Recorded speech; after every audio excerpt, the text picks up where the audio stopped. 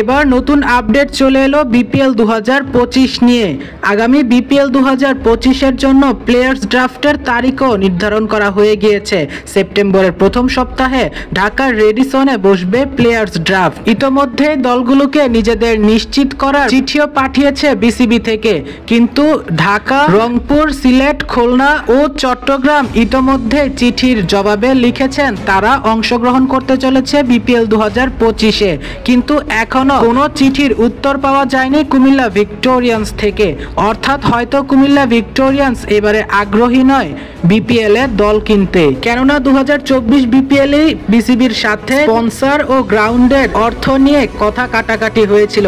কিছুদিন পূর্বেও রিশাদের প্রশংসা করেছিলেন নাফিসা কামাল। সেই গণমাধ্যমেও তাকে কুমিল্লা ভিক্টোরিয়ান্সের অস্তিত্ব হিসেবে জিজ্ঞাসা করলে তিনি বলেছিলেন, আমরা এখনো জানি না 2025-এ আমরা থাকবো কিনা, বিসিবি আগে আমাদের কনফার্ম করুক আমাদের স্পন্সরের কিছু অংশ অর্থ দিবে কিনা, যদি না দেয় তাহলে আমরা এখনো সিদ্ধান্ত নিতে পারছি না।